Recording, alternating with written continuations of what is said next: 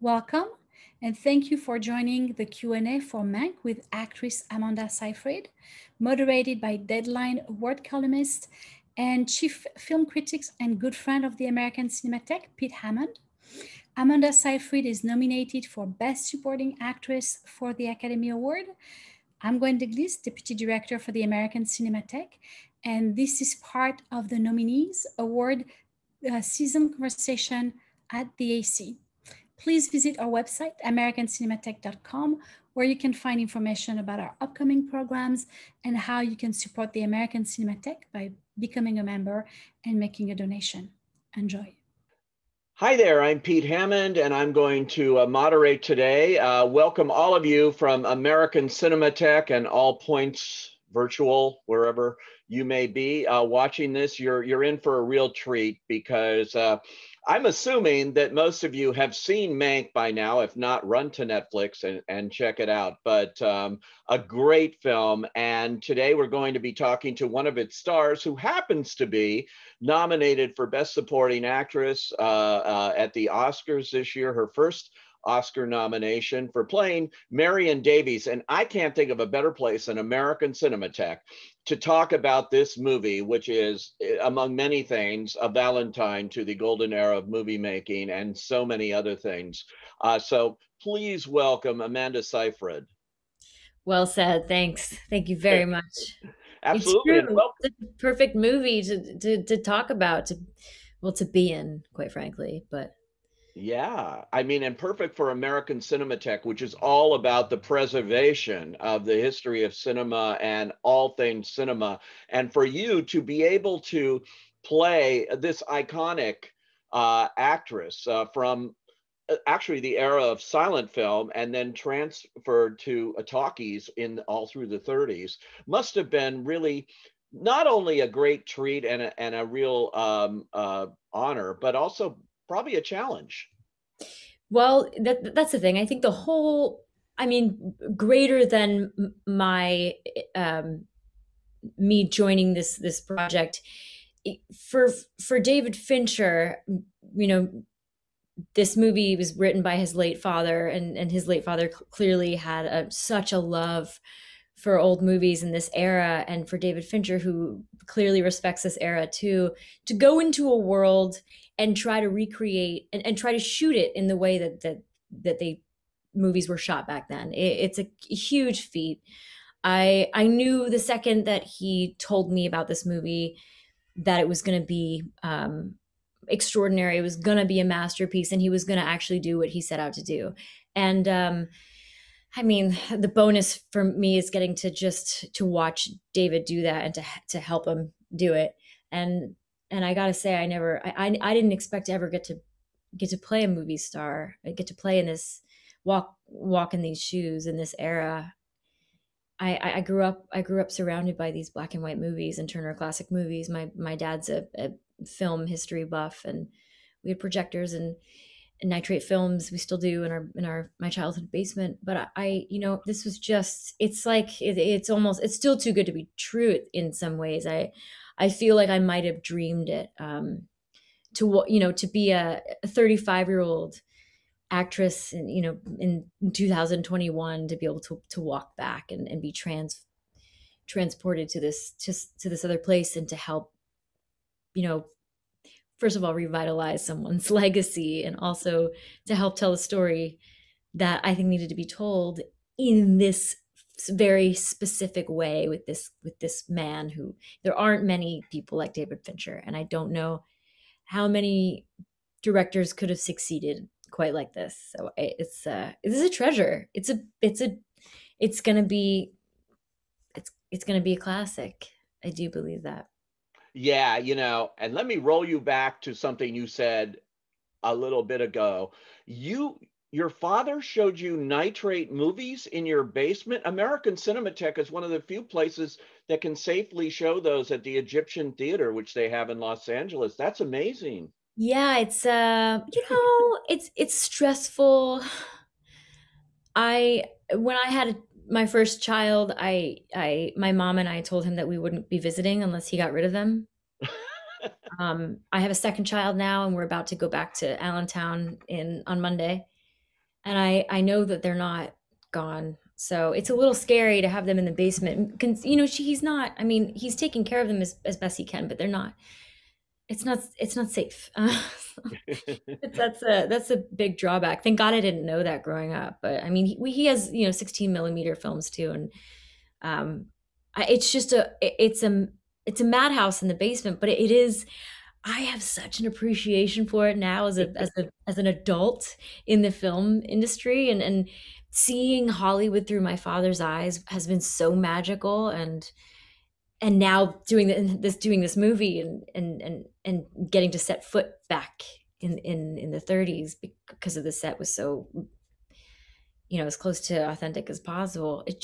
I have such a respect for it, and I see it all differently. And I know that when I go back to Allentown on Monday or Tuesday, when we finally get there, we're driving, I have two kids, it's going to be, I'm going to have an even wider perspective. So yeah, it's special. It's special to grow up in that and to get to just to Wow. experience this. It's Take, crazy. take care of those films. I wonder if any of them Marion Davies might have been in. I did ask him. I don't think so. I mean, possibly, but I didn't know about her. It was mainly Chaplin and Buster Keaton, and Nosferatu was the first movie I needed to watch over and over again. I thought that was amazing. I remember the Laurel and Hardy, just nonstop. It was mostly men. I don't know what that says about my father, but he didn't have any. He wasn't like into any. I didn't know of any, movie star crushes he had, which is Yeah. interesting. That's interesting. You talk about mostly men that you watched in those movies growing up, steeped in film history there. But you're obviously a film star now in this era, and things have changed considerably for women than they were for Marion Davies in her prime. I would think in the 30s, certainly. There's, when I think of her in that era, especially when she was with Hearst, I think she had a lot more opportunities than I think her counterparts, in some ways because of Hearst, but in other ways because she just was friends with a lot of people, and I think that her peers really did respect her. I think it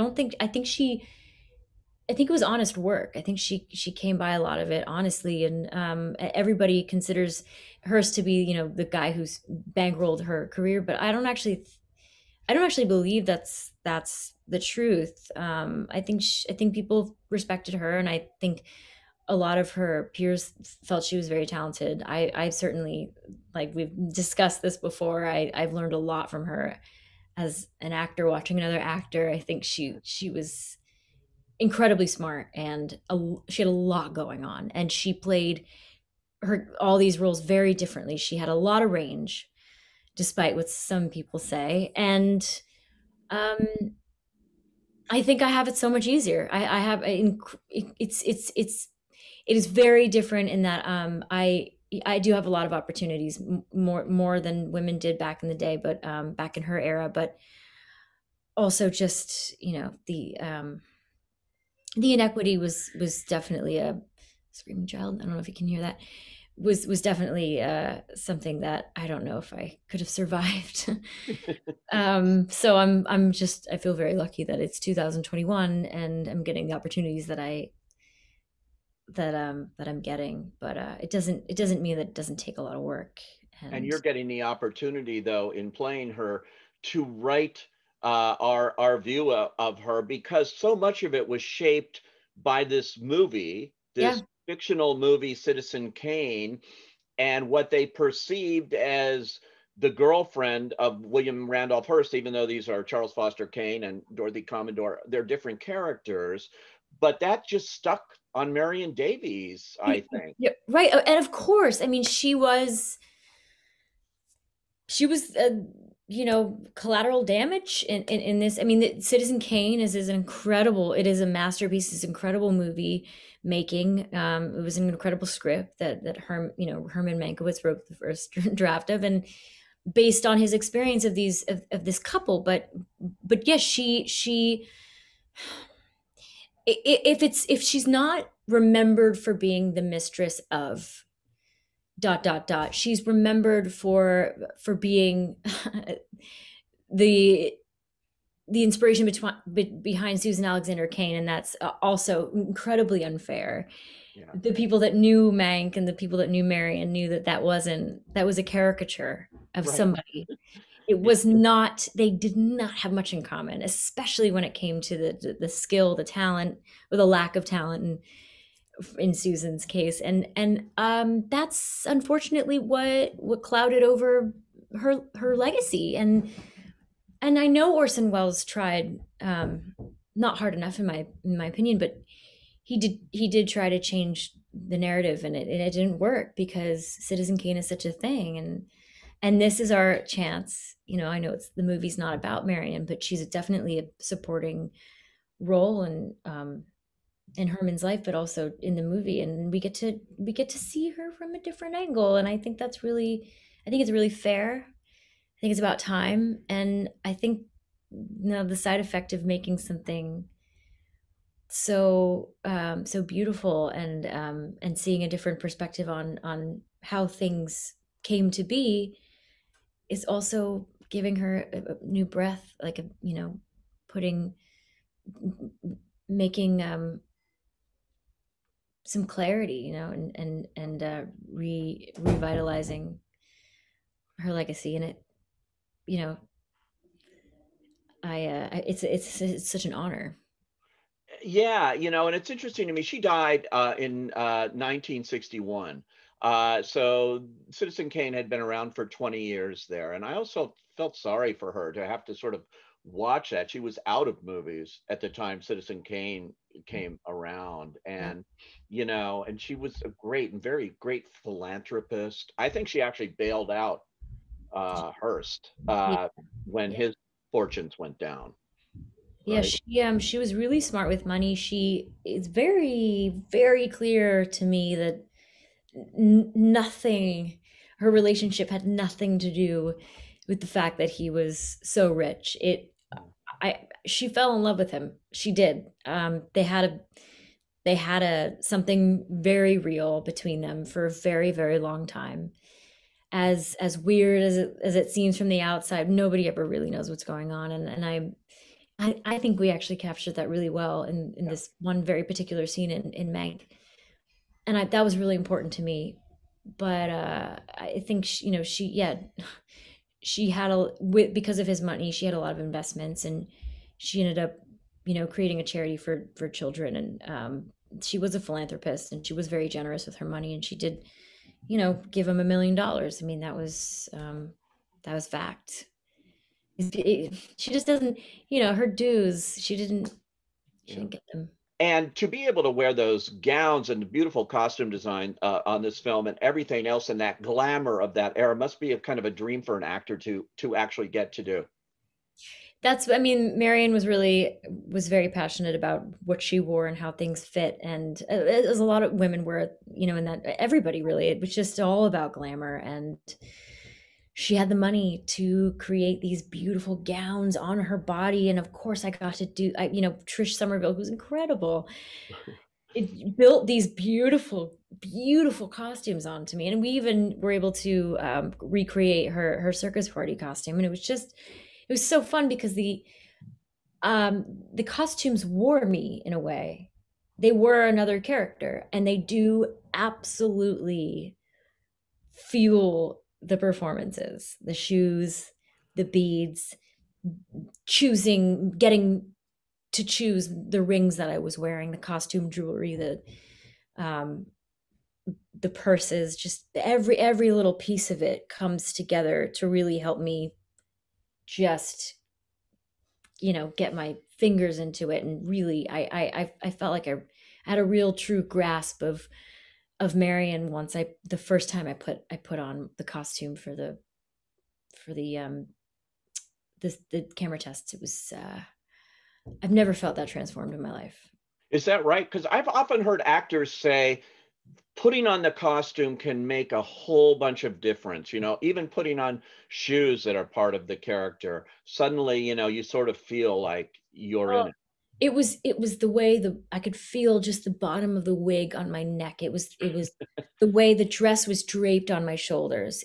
I walked differently immediately. It was subconscious, and I'm so grateful because it's not one thing. It's a whole world of things, and it's all these people with their expertise and their artistry coming together. And of course, it cannot do it alone.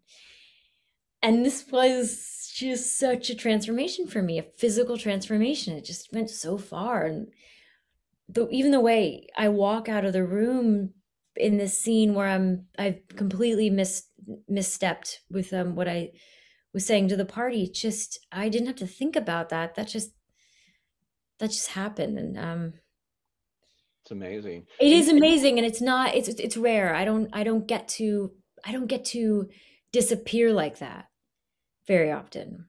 Into something like that. Did you I'm from LA, a native. I had never been to Hearst Castle until about 2 years ago, maybe. And we were up in that area and I went and it just blew me away. But so when I saw Mank, I thought they must have actually gotten permission and actually shot in there. But no, it's recreated. Did you go to Hearst Castle at all? Had you been there? It looks identical. No, I've driven past it many a time on the one, San Francisco back to LA.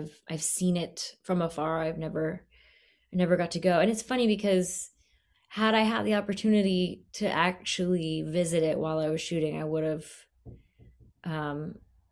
But I was doing two different movies at one time, which was really stressful because, you want to give your all to a David Fincher movie, but it overlapped in the beginning. That was all. Yeah. And so no, it's so funny though. It's funny because I got so close all the time. Every trip I took to San Francisco and back, we got close to visiting, but we'd go to Big Sur instead, or Yeah. Carmel. It's Yeah, interesting because it really is incredibly recreated the way it's done. well, that's the thing. I think it's gonna blow my mind when I go, and I think I should take my dad because my dad was supposed to come visit set, but he ended up getting sick. And of course, I wonder if that was COVID because it was in January of Oh, last year. I was like, did yeah. he's fine and vaccinated, but I think it's something I want to do with him after this is all, said and done. After like we go to the Oscars and everything, I think it's something that I'm gonna have to see. And Oh, totally. Now, yeah. you've mentioned David Fincher many times, and he's just obviously a genius. His movies prove that. He's a master of digital. He's also known for wanting more than one or two takes on things. How talk about working with David Fincher and how that helped you getting this performance, which is so beautifully done, but he is known for taking a lot of takes. Gary Oldman said there was one scene that he thinks they did 200 times. But yeah, what was that like? That collaboration? As tedious as that is, it's kind of necessary for me. I don't get anything on the first take or the 10th take, and I found myself in bed at night feeling like I wish I had another opportunity, and I've been impatient sometimes, and I've been, I haven't, I've been lazy at times, and again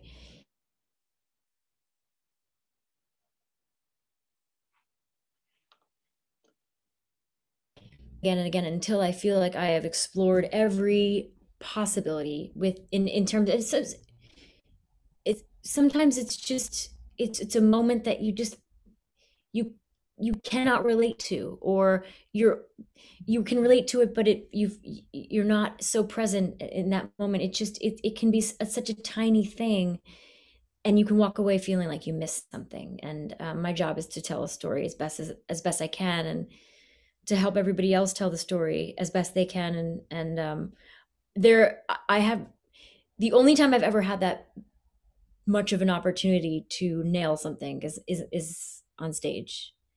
And I wish it wasn't so. I wish it wasn't such a luxury to get rehearsal and time to collaborate.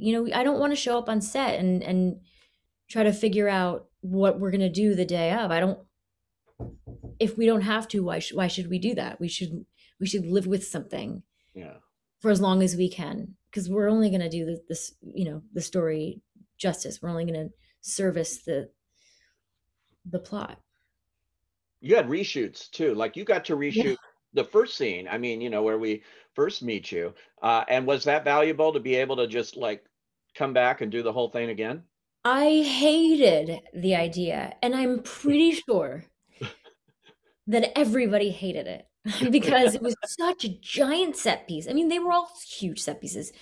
There's so many people, so many moving parts. It was the beginning of the shoot, give or take a few weeks, and it just apparently just didn't land right in the edit, and I respect that. And I gotta tell you, I have never felt more like Marion when I went back up on that pyre. I had a different outfit on. I will say that the difference between the first time we shot it and the reshoot was that there was a baby in me in one of them, and there was no baby in the other one. Oh, wow. Yeah, something happened over the holidays. I don't know, and and it wasn't that, but there's some different in terms of weather, and they chose, they made some different decisions based on how Hearst was going to come in, how things were set up. There was just little things here and there that were changed, but inside of me I was completely different. I could channel her without even trying. I was there. I knew the lines hadn't changed. Gary and I were so comfortable. It was just magic. And I was like, okay, fine. I'm never gonna poo-poo a reshoot ever again, because I had the opportunity to make her come alive in a way that didn't exist that first time. And I'm not saying that I need a reshoot for everything, but I that was so valuable. It was so incredible, that spark. It was thrilling. It was, and Gary felt it. We all felt it, and it was so fun. God, I'd do it so again. cool. It's so great. Wow, you mentioned Gary. He's wonderful. He's also nominated for Best Actor for this. Your scenes together are beautifully done, and you had worked with him previously, so you did have some sort of relationship before you started this film. Yeah, I mean, I can't say that it wouldn't have felt the same for the audience. Who knows? But I will say that it helps. I mean, we were very familiar with each other. We have a very similar way of operating on set in between takes, and I don't know about process, but it feels very similar. So therefore, I mean, there was a shortcut. It was so helpful. And God knows he might have, I don't know how I don't know how I don't know how if he helped me get the role, but he definitely said some nice things about me, and I just have a feeling that that I could thank him for the rest of my life. Ah, nice. And then just doing those scenes together. And Herman Mankiewicz, how much did you know about him? This is really also a tribute to writers who don't often get much attention in movies, and for it. It's always a director's medium. Of course, that's right. So much of the plot of Mank is about that. But giving credit to writers, I think, is so important. Oh my God. I mean, without writers, where would we be? I know so many people who just are, actors or directors, and they become writers, and everybody ends up wanting to create things themselves because it's such a beautiful medium. It's there's so many things that can be expressed in so many different ways, and of course that's with any art, but it really is the basis of everything that we do. And there's got to be something to it. I mean, all of my friends are writers now. They, whether, I don't know what they did, whatever they were doing before, they just want to create stories, or they want to take stories that they know and make a template for the screen, and it's just we just wouldn't be anywhere. What are you going to do? What are you going to have? I mean, some people do, movies based on improv and ad-libbing, and they have a structure, a very, malleable structure, and then, stuff happens and beauty happens and you can create something really magical. But I need words. I need the story. I mean, I need plot. I need a story. I need something to do what I do. So yeah, no, it's funny. It's funny what happens with the WGA, the editor, the people that come in and edit scripts. It's like you've got to take care of everybody, because all their ideas are, so valuable. And I'm never going to be a writer, I'll tell you that much. Really? Yeah, never. No I don't know how to create a story. What about directing? No, thanks. If I was going to do anything else, I would be a casting director, I think. I don't know if I'd be good at it. I would want to help somebody. I love it. I love watching actors. Love auditioning. I love watching people audition. It's so fun. No, I'm not interested in directing. I love being directed. I love reading good writing.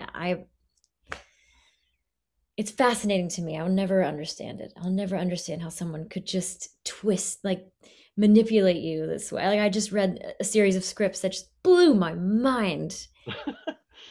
And I never saw any of it coming, and just the imagery that people create. It's just big fan.